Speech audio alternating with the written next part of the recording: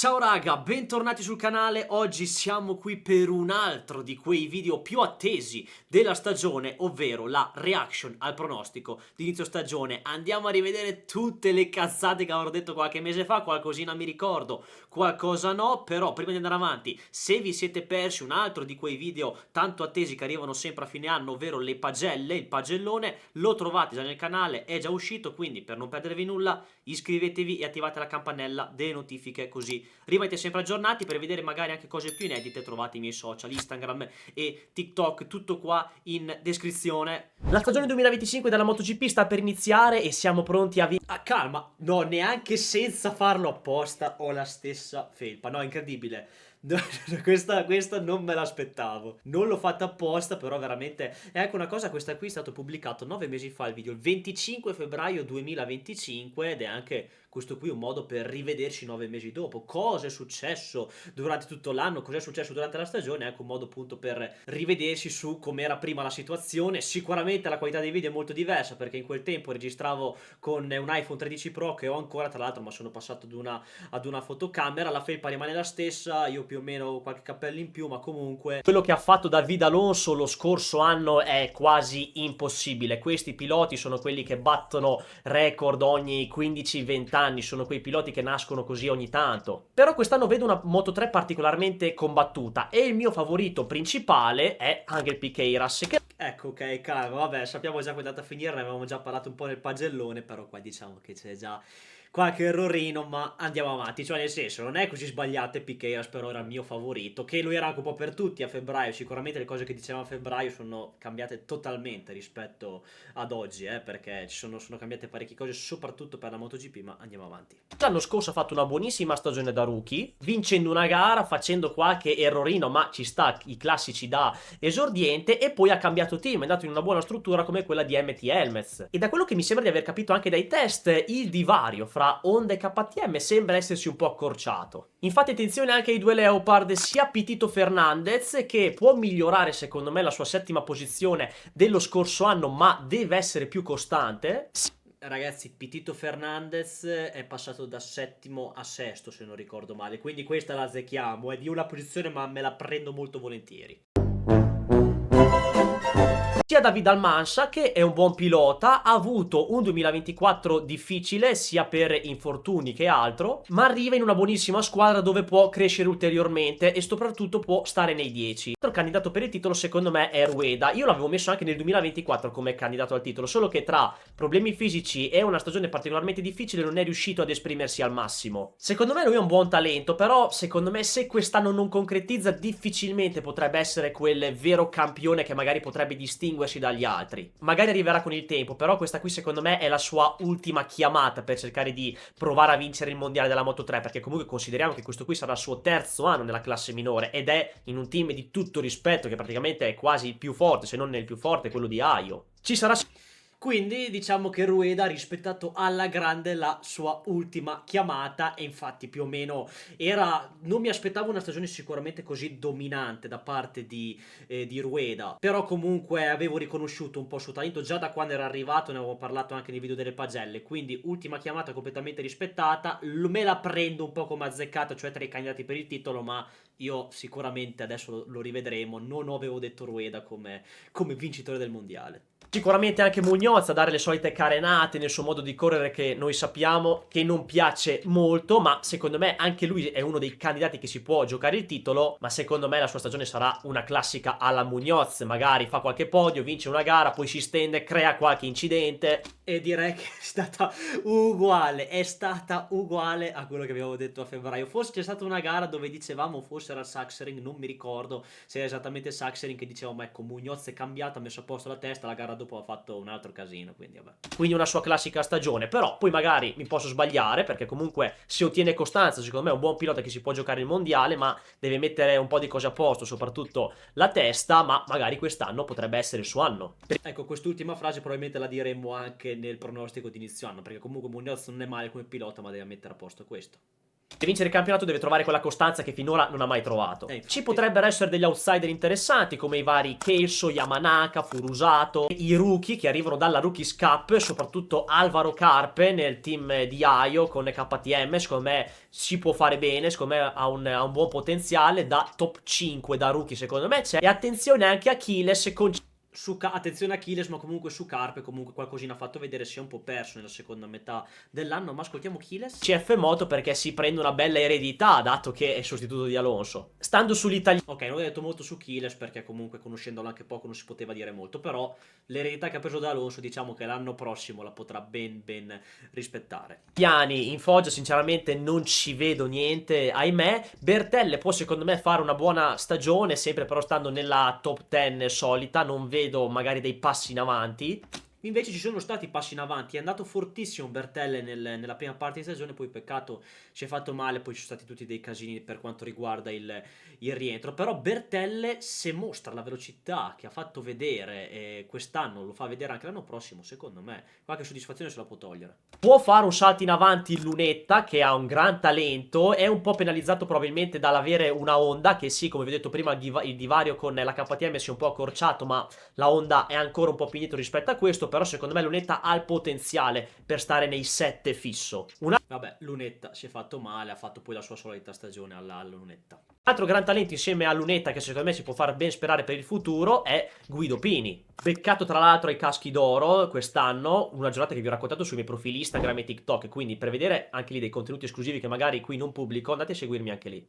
Avete capito il bombe del passato cosa aveva detto? Bene. Ha fatto vedere delle belle cose in certe occasioni, secondo me lui è uno di quelli che il talento puro ce l'ha e secondo me da rookie si può togliere molte soddisfazioni quest'anno, è uno veloce, si vede. Alla fine della favola, secondo me il mondiale della Moto3, pronostico, lo vincerà Angel Piqueiras. Perfetto, azzeccati in pieno, è arrivato secondo, va bene, però sicuramente dalle premesse che mi ero fatto a febbraio, ma che comunque vedendo anche la stagione del 2024 Piqueiras era sicuramente il grande favorito. Poi c'erano comunque gli outsider, comunque gli altri che abbiamo detto ci sono stati nel campionato, quindi nell'analisi i candidati al titolo sono stati giusti, però il pronostico in sé non è stato azzeccato.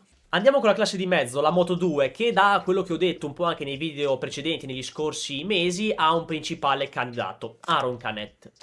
Calma, andiamo avanti, però vabbè. Perché nella seconda metà del 2024 ha trovato quella costanza che gli è sempre mancata per cercare di arrivare al titolo. Canet è un bel pilota e penso che se mantiene questo ritmo può vincere il campionato, mentre invece se rimane o se parte ad essere il solito Canet che magari vince una gara, poi sbaglia le 5 dopo, fa un podio, poi magari cade mentre è in testa, siamo sempre al solito Canet che non meriterebbe di vincere un mondiale. C'è un altro bel pilota. Quindi Canet ha fatto quello che ha fatto, quello che ho detto nell'ultimo pezzo, quello lì l'ha fatto nella seconda parte di stagione, perché nella prima comunque era Canet da mondiale, poi è tornato il solito. Pilota che per me ha un gran talento sin dal primo giorno in cui l'ho visto, che secondo me si giocherà il mondiale con Canet, ha cambiato squadra anche lui e sto parlando di Manu Gonzalez. Mamma mia, mio pupillo Manu Gonzalez, vai Manu. Un buon 2023 con Mastercamp, con una moto non da primissime posizioni ma ha fatto risultati discreti stando comunque nei 10, un 2024 dove ha fatto uno step in avanti, soprattutto con Gresini, trovando anche una vittoria, mentre invece nel 2025 si può fare un ulteriore step, cioè pensare al mondiale. Ed è stata esattamente la stessa identica cosa. Su Manu Gas ci puntavo molto, io sono uno che riconosce il suo talento perché a me piace molto come pilota e diciamo che le premesse sono state ben rispettate. Secondo me saranno loro due a giocarsi il titolo, Canet sì, vabbè, per una prima parte sì, poi dalla seconda metà un po' di cose sono cambiate. E Manu Gas. Secondo me comunque io un pelo di qualcosa in più a Gonzalez glielo do, ma sono veramente lì, non saprei chi scegliere. Ci potrebbero essere anche delle sorprese, secondo me, perché dai test, che poi sono sempre test, quindi manteniamoli lì per vedere solamente qualcosina, ma c'è qualche indicazione, è andato forte Barry Baltus e occhio anche a Diogo Moreira che ha fatto una buona seconda parte del 2024. Potrebbe essere un outsider, ma comunque uno che se sta lì nelle prime 7-6 posizioni in modo fisso può giocarsi il mondiale. Vediamo. Quindi direi che abbiamo parlato di Baltus e Moreira. Baltus terzo del mondiale, Moreira primo. Quale sarà il rendimento anche delle Bosco Oscuro quest'anno? Tra l'altro Luca anche lui beccato alla serata dei caschi d'oro, tanto per mettere un appunto. Dai test non ci sono stati dei buonissimi risultati, se non per Vieti, che è stato sì lì nei 10. Vieti è comunque in quelle posizioni in cui lui sa stare, ed è un peccato per lui perché aver trovato il feeling un po' troppo tardi con KTM Aio è un po' un dispiacere, perché secondo me se avesse avuto un anno in più in KTM sarebbe stato uno dei principali candidati per il mondiale. Poi magari ci trova confidenza con la Bosco Oscuro anche quest'anno, però è un peccato secondo me quello lì, perché avrebbe potuto fare molto bene invece magari di ripartire da zero. Un peccato aver ritrovato il feeling quando sapeva già che comunque non avrebbe continuato con Aio. Su quella Ok, tutto vero, però Vietti alla fine non ha trovato la solita confidenza, ha vinto una gara, però per il resto solita stagione alla Vietti. Andiamo su Danny Zonchu. la moto secondo me però potrebbe fare bene Danny Zonchu, che ha fatto un buon 2024 da rookie e magari nei primi 6 lo vediamo frequentemente. Si è fatto male, però comunque Danny Zonchu non aveva fatto male, quindi lo riprendiamo per l'anno prossimo lui. Sono andati forte anche i due rookie di CF Moto, prima ex rivali, ora compagni di squadra, Alonso e Olgado, e come ho detto frequentemente comunque anche in altri video, questa, la Moto 2 in generale, sarà un bel banco di prova per Alonso per farci capire realmente secondo me qual è il suo talento, perché io come vi ho detto Alonso lo metto in mezzo tra quelli che hanno vinto il mondiale Moto 3, che hanno un grandissimo talento negli ultimi anni, Acosta, Alonso e Guevara. Io il colombiano ce lo metto lì in mezzo perché secondo me ha qualcosa in più di Guevara ma qualcosa in meno di Acosta, quindi secondo me lui è un pilota veloce, uno di quelli che lui se lo butti su una moto va forte in generale, e dalla Moto 2 lo possiamo capire. Magari non farà magari come Acosta, che andava subito forte con la Moto 2 lì subito nei primi 5, che poi Acosta primo anno da rookie ha avuto un infortunio e secondo me se non l'aveva avrebbe potuto vincere anche il mondiale subito anche lì, mentre invece non farà magari come Guevara, che ha completamente fatto un disastro finora in Moto 2. Vabbè, Quindi quindi la stop, ma comunque sì, diciamo che ha rispettato le cose. Io penso ancora a quello che ho detto a febbraio. Alonso sta in mezzo ad Acosta e ad Isan Guevara e ci ha fatto vedere che comunque la stoffa ce l'ha Alonso, e l'anno prossimo secondo me sarà un altro di quelli che si potrà giocare il titolo. Alonso sicuramente ha fatto una stagione un po' più diversa rispetto a quella di Olgado, l'abbiamo detto nei video delle pagelle. Alonso ha dovuto lottare un po' di più anche passando dal Q1 varie volte, mentre Olgado è stato un pelo più costante, ha fatto anche delle vittorie e delle pole. Moto 2 ci potrebbe far capire se Alonso è veramente uno che può spaccare sin da subito, oppure se magari è un diesel, cioè uno che comunque arriverà ma ci metterà un po' di più. Perché comunque Alonso, ragazzi, in Moto 3 ha fatto dei lavori incredibili, ha fatto un record di vittorie qua e là, e quindi il talento puro c'è. E non sembra essere male anche Huertas, che arriva dalla Supersport. Vabbè, chicca su Huertas, che vabbè non ha fatto niente di speciale, però arrivava da Supersport, non era andato mai nei test però. Alla fine questo mondiale, come vi ho detto prima, non so chi lo vincerà. Per me è un 50 e un 50 fra Canet e Manu Gonzalez. L'anno scorso quando ho detto 50 e 50 parlavo di Aldeguer e Arbolino ed è andata a finire, mamma mia, lasciamo perdere. Dai, me la rischio, per me lo vincerà Manu Gonzalez. E niente, Manu Gas, se la ride, il bomber di febbraio se la ride, però purtroppo pronostico non azzeccato, ma veramente di poco, mamma mia. Che sì, magari do un 51 a Canet e 49 Gonzalez, ma giochiamo un po' anche, dai, prendiamoci dei rischi. Per me gioco una fish su Manu Gonzalez. Passiamo alla masterclass. Non andiamo a parlare delle novità dei test, o comunque del resoconto dei test che ci sono stati a Sepang e in Thailandia ovviamente, perché comunque il video dedicato è qui in alto nelle schede, ve lo linko comunque qua nella descrizione per già dalla copertina, torniamo un attimo indietro, ovviamente, perché comunque il video dedicato è qui in alto nelle già dalla copertina, seconda forza Yamaha, mamma mia. le schede, ve lo linko comunque qua nella descrizione per voler magari aggiornarvi su quello. Andiamo a trarre qualche risultato da quello che abbiamo visto nei test, ma i test rimangono sempre test, non fanno una stagione, lo sappiamo, quindi abbiamo solamente qualche indicazione. Iniziamo con la Honda, che come ho detto nell'ultimo video rimane sempre l'ultima ruota del carro, però ottimo. Però a inizio stagione era effettivamente, fino a fine 2024 era così, però andiamo avanti. ha un discreto barra buono time attack. I loro Vero. piloti, soprattutto Mir e Zarcone, i 10 ce l'hanno sempre messa, sia in Malaysia che in Thailandia. Però come ho detto la vedo sempre come la casa che hai più in difficoltà al momento, che vedrà i suoi piloti arrivare dietro a quelli delle altre. Vediamo. E invece direi un bel col cazzo, direi che la Honda ha fatto lo step, a differenza della Yamaha invece, praticamente questo discorso qua va fatto sulla Yamaha, non sulla Honda. Con un altro anno di concessioni cosa sapranno tirar fuori? E hanno tirato fuori 2 podi, il salto di livello delle concessioni, quindi hanno tirato fuori, diciamo, il mondo, diciamo. Zarco rimane il pilota più forte che ha la Honda e secondo me batterà tutti i compagni di marca anche quest'anno. E questo ce lo prendiamo, E vedo Mir messo meglio che Marini, secondo me gli finirà davanti.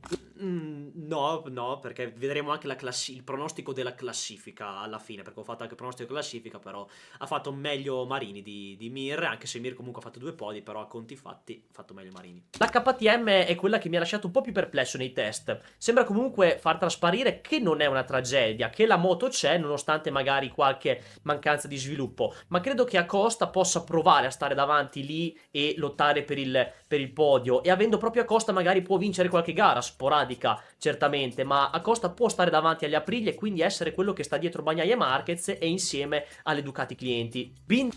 Direi che sì, insieme alle Ducati clienti sì, ovviamente con Marquez no, davanti a Bagnaia sì, però comunque è stata una stagione un po' più in salita. Andiamo in salita, cioè poi Acosta è riuscito a migliorare nel corso della stagione, però sicuramente il mio pronostico di febbraio era più incentrato sull'essere sempre lì davanti, poi l'ha fatto nella seconda metà di stagione, però non è che lo rispecchia così tanto. Devi riscattare un brutto 2024 inaspettato, non c'è mai stato quel Binder esplosivo in qualifica nella sprint, proprio opaco nonostante abbia finito quinto in classifica, ma che comunque se Acosta non faceva quegli errori li finiva dietro sicuramente. Di Vignales non ne parlo neanche tanto perché tanto è la sua ultimissima spiaggia, dopo che si è dimostrato per l'ennesima volta un pilota sopravvalutato, uno Ci vado sempre giù leggero con Vignales. dei più grandi abbagli che la MotoGP abbia visto negli ultimi anni, ma allo stesso tempo uno dei più grandi talenti che la MotoGP abbia visto negli ultimi anni. Però dal 2018 in poi per me è sopravvalutato, perché la gente ogni volta che vedeva Vignales fare un risultato cioè impazziva, dice oh eccolo è tornato Vignales, cosa che dicevano anche l'anno scorso dopo la vittoria di Austin, ecco Vignales da mondiale con la Priglia, per poi fare sempre i soliti stessi risultati, cioè di incappare in una gara dove magari finiva anche fuori dalla zona punti, che tornava ad essere il Vignales incostante. Quindi da Vignales non fatevi più abbagliare, io l'avevo già sentenziato dal 2018. E per Bastianini invece Ok, su Vignales non fa una piega, io continuo a pensare queste cose, però sicuramente è stato uno dei più veloci della KTM inizio stagione, è quello che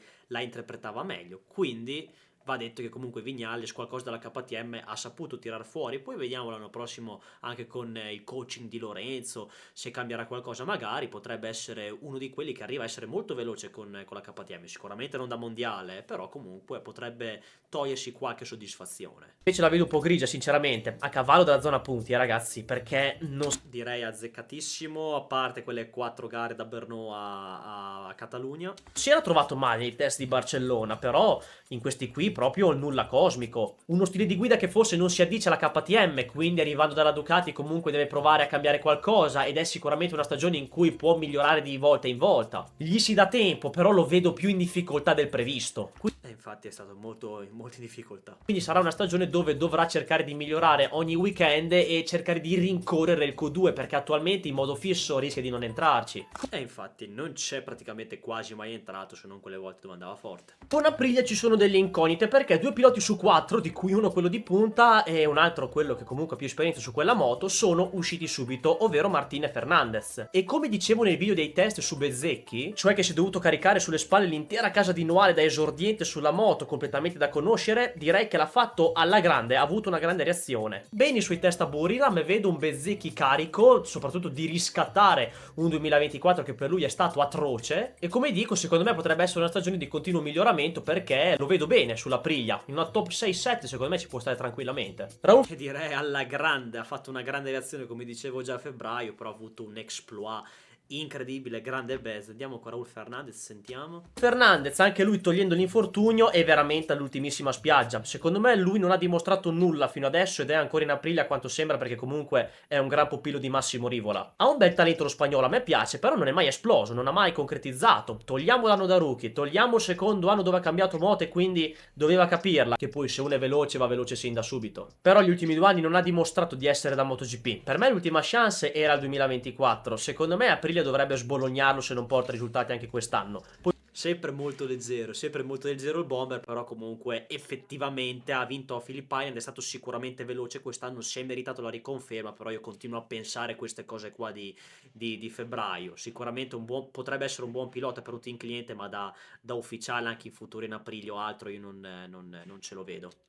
Vediamo con le condizioni fisiche come sta. Martini invece parte con un bel problema e non possiamo assolutamente valutarlo, però secondo me si trova bene sulla Aprilia. Ad occhio potrebbe essere uno di quelli che sta insieme ad Acosta subito dietro a Bagnaia Marquez e stando insieme alle Ducati clienti. Sicuramente non vince il mondiale e poi il fatto di mettere l'uno sulla carena ci sta perché comunque magari è un'occasione che non gli ricapita più e secondo me già a partire da quest'anno glielo tolgono subito l'uno da quella carena. Ma non vedremo secondo me un Martin costantemente nelle prime 3 posizioni. Lui ha il talento per starci, sia chiaro, però è la moto che forse non gli permette di stare lì. Infatti ora potremo vedere il reale potenziale che ha l'Aprilia, che finalmente ha trovato, ha preso il fantomatico top rider che cercava e probabilmente non poteva trovare magari di meglio perché comunque ha preso un campione del mondo. Migliorerà di sicuro i suoi risultati perché Martin è uno che può portare buoni risultati e quindi vediamo cosa può tirare fuori. E proprio mentre sto montando questo video arriva questo bel fulmine a ciel sereno, una bella bega. Infortunio alla mano sinistra e si allungano ancora di più i tempi di recupero, di adattamento alla moto, di volerla conoscere e quindi insomma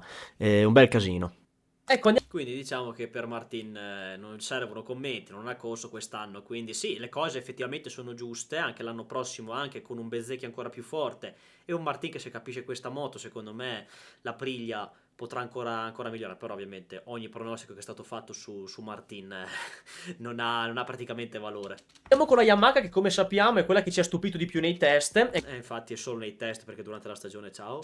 è quella che ha fatto più passi in avanti, anche se a Buriram con quei problemi di grip sapevamo che sarebbe andata più in difficoltà e infatti così è stato. Però vedo una Yamaha diversa quest'anno, quella che con Quartararo, che ha voluto credere in Yamaha, ha voluto dargli un'ultima possibilità, potrebbe aver pagato questa scelta, stando nei primi 5 ovviamente. E direi di no, assolutamente no. Cioè, nel senso, su Quartararo c'è stato nei primi 5 col time attack e qualche volta in gara, però alla fine il succo, niente in tutto. Quindi secondo me vedremo una Yamaha costantemente in Q2 già a partire dalla prequalifica, dico con Quartararo in primis, non tutte le Yamaha, poi gli altri ci arriviamo. Questo sì, la Yamaha, il giro secco, comunque la prequalifica che con Rins comunque qualcosa aveva saputo migliorare, quindi abbiamo vista più spesso nel Q2 anche con Miller. E può fare dei bei risultati stando fra la sesta e la settima posizione. E sarà molto interessante vedere anche il duello che avrà con KTM e Aprilia, perché secondo me come lotta per la seconda forza del campionato dietro a Ducati c'è tanta carne alla brace, secondo me sarà una bella lotta. E invece assolutamente non c'è stata, perché questo qua era un po' quello che dicevamo dopo i test. KTM, Aprilia e poi KTM, anche nonostante i problemi, è stata meglio di Yamaha, quindi se parliamo di Yamaha bisogna parlare di Fabio Quartararo, non di Yamaha, perché in quelle posizioni sesta, settima così c'è stato Quartararo, non la Yamaha in sé. Acosta secondo me è il primo pilota che può stare dietro i due della Ducati ufficiale, insieme magari ad altri piloti come Martin, Quartararo, magari Bezzecchi, ovviamente escludendo quelli che non guidano la Ducati, perché comunque in primis ci saranno quelli della Ducati lì davanti, poi togliendo quelli che non guidano la Ducati ci saranno secondo me questi piloti qua. È ovvio che in mezzo ci saranno i vari Alex Marquez, Morbidelli eccetera. Però comunque abbiamo visto che le Ducati clienti, magari a parte Alex Marquez, comunque abbiamo visto quei Bezzecchi, Acosta, quelli che vanno più forti, insomma, che comunque sono stati anche più davanti, poi a Di San Antonio, a Bagnaia, quindi diciamo che quelli lì hanno dimostrato un po' le cose. Importante per Yamaha ritornare ad avere il team satellite per avere più dati. Miller ha esperienza, salvato anche da Dorn per trovare la sella, ma vabbè, quindi Anche quest'anno. anche per lui ultimissima spiaggia, ma non è andato malissimo nei test, quindi magari in Q2 lui ce la mette ogni tanto. E Oliveira, che nel 2024 ha deluso molto, non so che tipo di stagione possa fare, secondo me siamo sul livello della scorsa. E infatti, più o meno, ha salutato poi il paddock, quindi finita anche per Oliveira. Alex Rins secondo me invece è ancora un po' indecifrabile, perché quell'infortunio alla gamba non lo ha ancora superato del tutto e non so quando lo potrà superare, perché è sempre zoppicante tutt'oggi. Secondo me se fosse al 100% potrebbe fare una stagione al pari del livello di Quartararo, perché anche a lui il talento non manca. Quindi anche Purtroppo no, Rins è rimasto lo stesso, rimarrà anche lo stesso, probabilmente anche l'anno prossimo sarà la sua ultima spiaggia, probabilmente, quindi niente, Rins purtroppo è ingiudicabile come pilota per quell'infortunio che ha avuto al Mugello. che se magari un po' acciaccato, una top 12, una Q2 fissa ogni tanto, non è così utopistica come... Però non è stata utopistica, perché comunque Rins quelle top 12, quel Q2 ogni tanto lo faceva.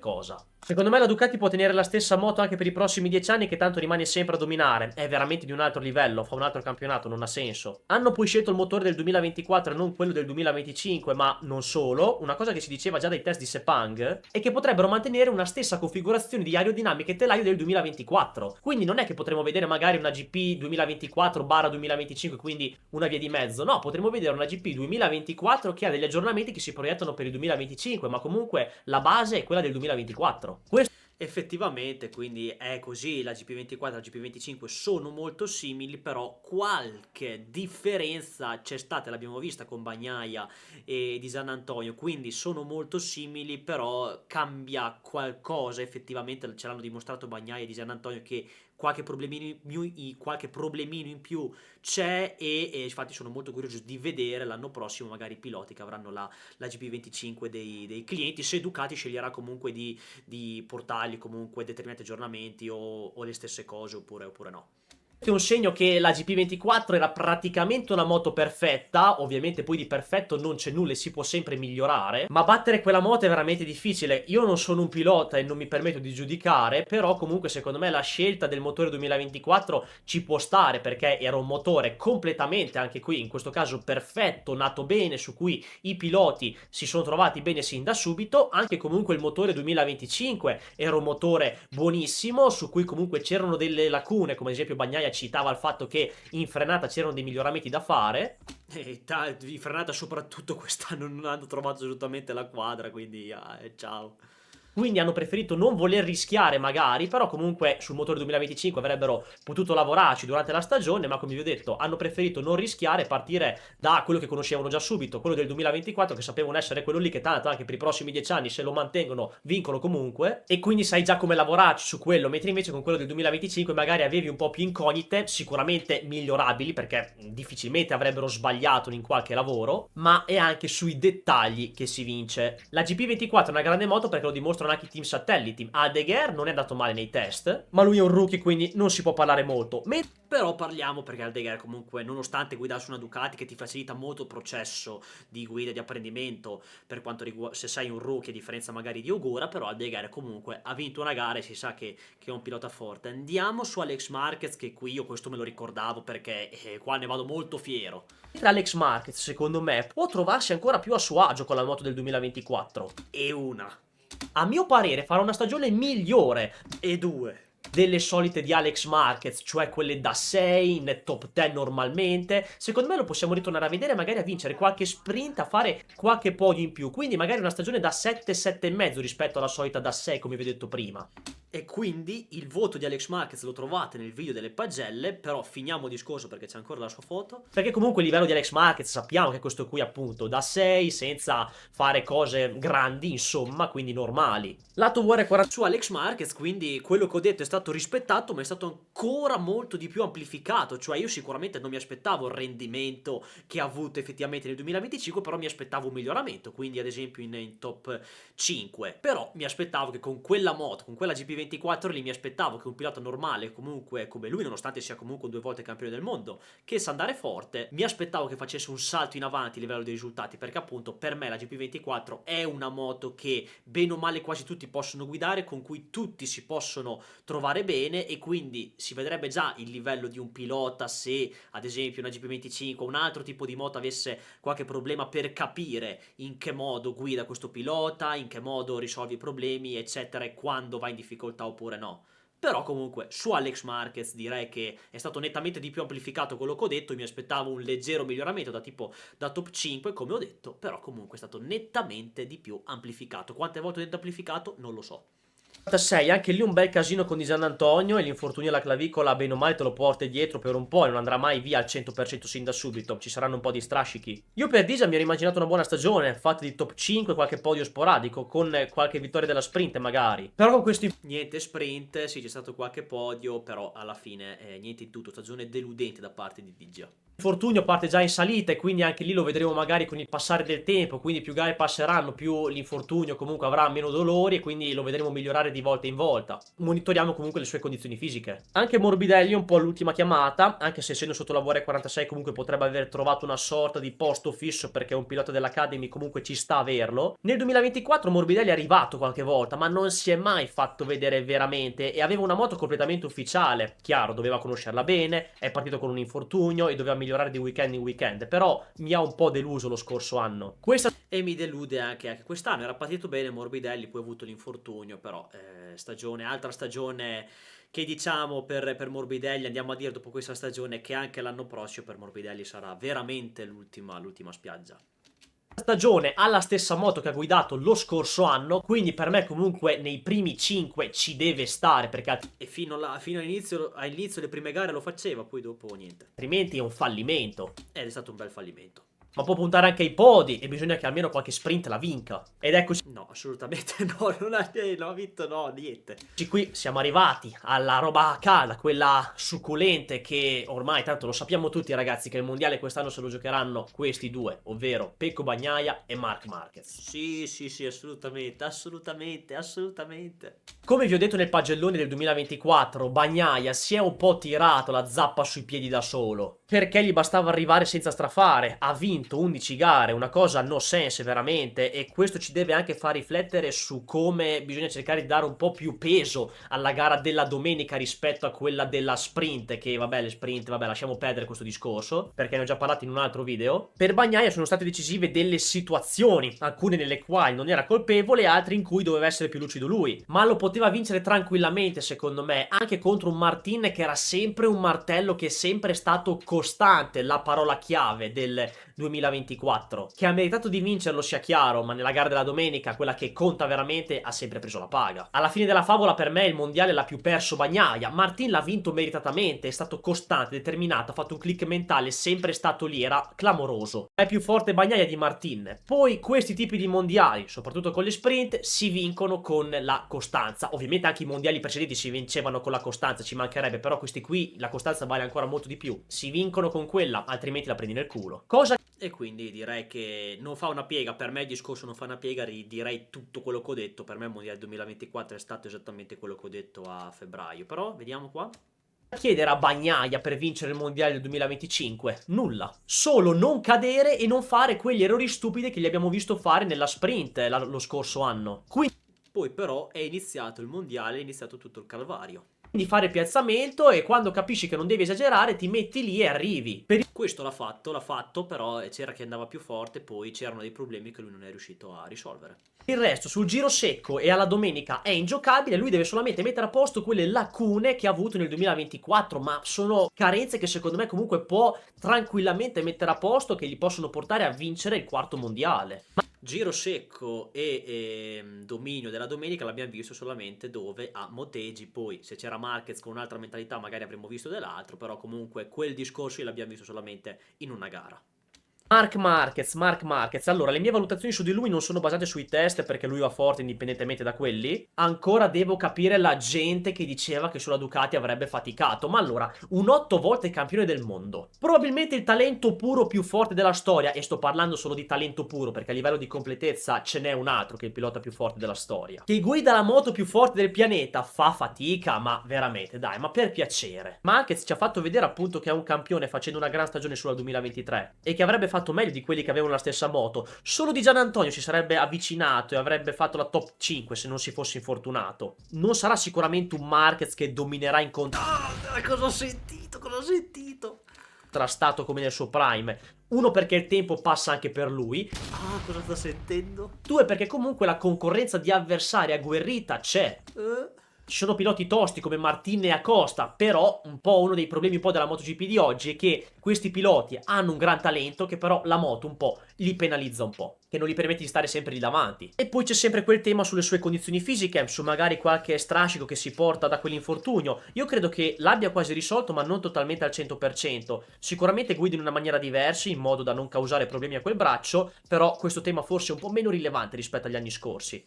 E infatti non lo è stato... Aspettate? Però Marquez si giocherà al mondiale e sarà sempre a giocarsela con Bagnaia, non c'è molto da dire su questo, sarà lì davanti e stop. Per quanto Sarà lì davanti e stop. Il mio discorso era che, come dicevo su Martina Acosta, quel discorso della moto che non è abbastanza competitiva per vincere, è un discorso che facciamo anche oggi, però il mio discorso era più basato sul fatto che Marquez non è che non dominerà perché lui che non va forte, lui che è invecchiato o altro. Il mio discorso era non dominerà perché ci sarà una concorrenza, ci saranno degli avversari, e invece non ci sono assolutamente stati gli avversari. È stato un dominio dove Marquez non doveva neanche spingere all'80% per fare secondo o terzo, non dico neanche vincere. Quindi il mio discorso era non dominerà perché ci saranno degli avversari che gli impediranno un po' la lotta al titolo, invece assolutamente no. riguarda i rookie, secondo me ci sarà una bella lotta fra Ogur e Aldeguer Bella lotta non c'è stata. per il titolo di esordiente, mentre Chantra non lo vedo in lotta, sia perché per me non è un gran pilota, messo lì anche per ragioni politiche, per avere un pubblico thailandese come spettatore, e perché la moto lo limita molto. Non saprei scegliere tra Ogur e Aldeguer, direi un po' più lo spagnolo perché è sulla Ducati, che è superiore alla Priglia, Abbastanza scontato è questo. quindi può fare meglio grazie alla moto, però Ogura ci può mettere del suo perché ha un bel talento e secondo me sarà sempre lì con Aldeguer, a meno che lo spagnolo non trovi la super quadra e metta sempre nei 10 la Ducati.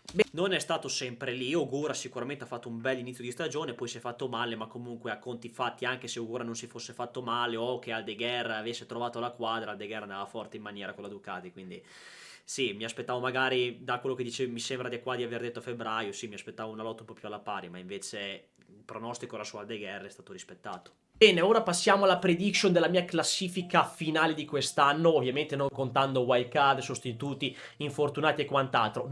Calma però, perché qui ho la classifica di quest'anno e quindi adesso andiamo a vedere quali ho azzeccato. 2 sono sicuro di averli azzeccati, adesso li vedremo e poi vediamo magari se qualcos'altro avrò azzeccato. Non vedo l'ora di farci la reaction a fine anno. Ultimo posto, 22esima posizione per Somkhat Chantra. E questo l'abbiamo beccato. Beh, questo qua era abbastanza scontato, ragazzi. Andiamo con il 21esimo posto. 21esima posizione, Luca Marini. 21esimo c'è finito Martin quest'anno, vabbè, assolutamente sbagliati in pieno. Su Martin ovviamente è sbagliato tutto il pronostico, però è sbagliato in pieno quello di Marini. Vediamo il 20esimo. 20esima posizione, Joan Mir. Ok, io in pratica ho battezzato Leonna come la peggior casa della stagione ed effettivamente fino a inizio stagione era così, nel senso che comunque nel 2024 la Honda è stata la peggior casa, però invece è migliorata nel corso dell'anno e addirittura ha fatto 2 podi, quindi cioè siamo passati da febbraio a novembre parlando di totalmente un'altra cosa, che invece la Yamaha è stata quella che ha fallito in pratica questa stagione rispetto alle aspettative che c'erano. La Honda invece era quella che magari non consideravamo, che invece ha stupito. 19esimo, Miguel Oliveira. Cazzo, Oliveira ha fatto 20esimo di 1. 18esimo posto per Alex Rins. Madoglio, di una posizione Rins e Oliveira. 17esimo chi? 17esima posizione per Raúl Fernandez. No, Raúl Fernandez sbagliati più. Raúl Fernandez ha fatto 10º, quindi vabbè, sicuramente il mio pronostico era dettato anche dal fatto che non mi piaceva molto come pilota, però sicuramente sbagliati in pieno. 13esimo posto ci finirà Johan Zarco. E Zarco ha fatto 12esimo, quindi niente. 15esima posizione per Maverick Viñales. Viñales ha fatto 18esimo, vabbè, ma è stato infortunato, quindi vabbè, non lo contiamo. 14esima posizione per Ai Ogura. Niente, Ogura 16esimo, di poco, ci siamo andati vicino. 13esima posizione per Jack Miller. Miller ha fatto 17esimo, anzi è stato anche un po' troppo positivo, però l'ho messo come seconda Yamaha, quindi Miller ci prendiamo questo, dai, della seconda Yamaha. 12esimo posto per Enea Bastianini. Bastianini ha fatto 14esimo, cazzo, ci siamo andati lì vicini. 11esimo Fermin Aldeguer. 11esimo Aldeguer, qui cosa abbiamo? C'è finito Binder in 11esima posizione, Aldeguer ha fatto 8º, quindi addirittura in top 10. L'ho messo fuori perché magari mi aspettavo una un po' più di incostanza rispetto a quello che ha avuto, a quella che ha avuto, mannaggia, durante la stagione. Però niente, dato in top 10, sbagliato anche questo. Entriamo in top 10 e in decima posizione ci finisce Brad Binder. E Binder l'avevo messo, come dicevo, 11esimo, quindi di una siamo arrivati lì. Nono posto per Fabio Quartararo. E Quartararo l'abbiamo preso Fabio Quartararo. Questo vabbè ragazzi era abbastanza scontato, perché se sappiamo che Quartararo è quello che dà qualcosa in più alla Yamaha, è quello che può finire dietro magari le Ducati e qualcuno di più competitivo con Aprilia KTM, quindi Quartararo sai che più o meno il massimo che può fare è quello, quindi diciamo il risultato è quello lì. Ottavo Franco Morbidelli. E Morbidelli ha fatto settimo di una anche qua. Settimo Marco Bezzecchi. Ah, qua il Bez, vabbè, il Bez sicuramente ha stupito, ha fatto un exploit clamoroso, però niente. Sesto Fabio Di Giannantonio. Preso Digia in sesta posizione, quindi qualcuno comunque l'ho beccato. Alcuni vicinissimi, alcuni lontanissimi, alcuni azzeccati. Quinto, entriamo in top 5, Alex Marquez. Ecco, io mi aspettavo questo da Alex Marquez. Come vi ho detto prima, io mi aspettavo questo da Alex Marquez e ha amplificato, lo ripetiamo ancora, quello che ho detto a febbraio.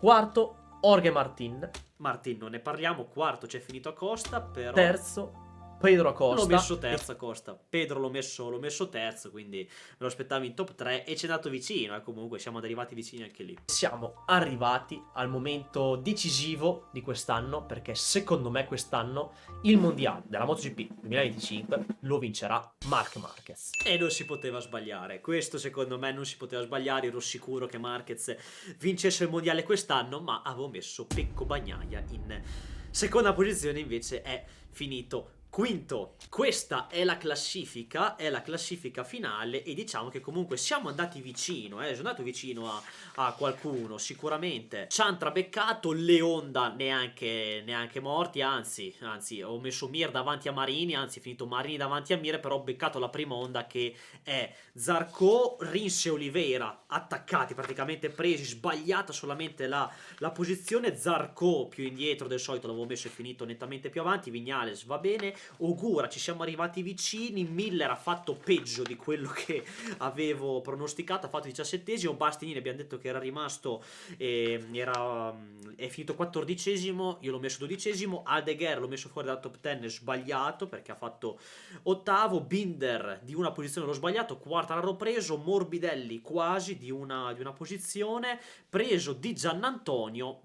Poi ovviamente Bezzecchi e Alex Marquez sono finiti in top 3, ma non li ho messi così avanti. Di Alex Marquez abbiamo detto che mi aspettavo un rendimento al top 5, invece ha fatto ancora meglio. Bezzecchi mi aspettavo miglioramenti nel corso della stagione, li ha fatti ancora meglio, anche lui ha amplificato. Ormai questa parola qua ragazzi la facciamo diventare quella del canale. Martin non si può giudicare, Acosta me lo aspettavo in top 3, ha fatto quarto, comunque è stata una stagione anche di recupero per Acosta. E poi sul mondiale mi ero praticamente sbilanciato, sapevo che secondo me l'avrebbe vinto Marquez e come vi ho detto mi aspettavo una battaglia quest'anno, non per Marquez in sé perché Marquez è Marquez, non mi aspettavo che però non ci fossero avversari, quindi io non mi aspettavo un dominio di Marquez perché mi aspettavo che ci fossero degli avversari che invece non ci sono stati. Bene ragazzi, siamo arrivati alla fine di questa reaction, fatemi sapere anche voi nei commenti cosa avevate previsto inizio stagione, se avete azzeccato qualcosa, se siete arrivati vicino a qualcosa o se siete arrivati completamente lontani da quello che